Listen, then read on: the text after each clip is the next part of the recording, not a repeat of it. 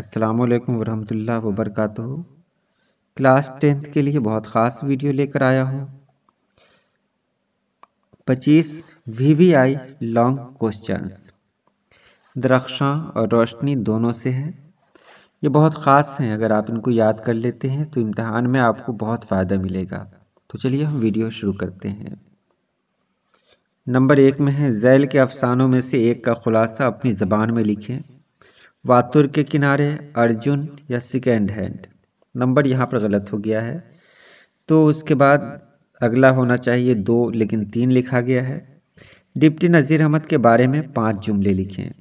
Number 4 میں ہے، global warming سے بچنے کے لیے طلباء کو عبدالکلام نے کون سا جادوئی منتر بتایا؟ نمبر 5 میں ہے، صنف مثنوی سے اپنی واقفیت کا اظہار کیجیے۔ نمبر 6 میں سر سید احمد کی سوانح حیات لکھیے۔ نمبر 7 میں ہے، سمندری برف پگھلنے سے دنیا کو کیا نقصان ہوگا؟ 8 میں ہے، ادب کی پہچان کے حوالے سے ادب کی مختصر تعریف کیجیے۔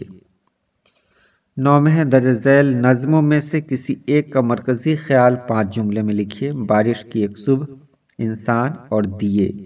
یہاں بھی نمبر غلط دلا گیا ہے، تو نذیر احمد کی زندگی کے بارے میں 5 جملے لکھیے۔ یہ 9 ہونا چاہیے تھا، 11 ہو گیا، خیر۔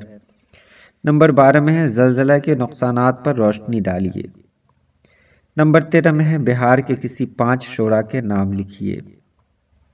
14 میں ہے، ندا فاضلی کی شاعری کے بارے میں 5 جملے لکھیے۔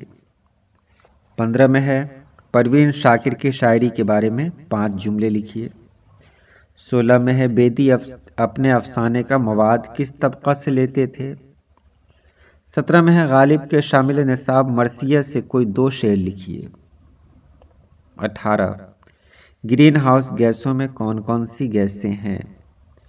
19 ہے، اردو کی طنزیہ اور مزاحیہ شاعری سے اپنی واقفیت کا اظہار کیجیے۔ نمبر 20 میں ہے، پرویز شاہدی کی شاعری کا تنقیدی جائزہ لیجیے۔ اس کے بعد مرزا غالب کی حالات زندگی بیان کریں۔ 22 میں ہے، بھابھی جان کا خلاصہ لکھیں۔ 23 میں ہے، کھڑا ڈنر یا بجلی کا کھمبا کا خلاصہ لکھیں۔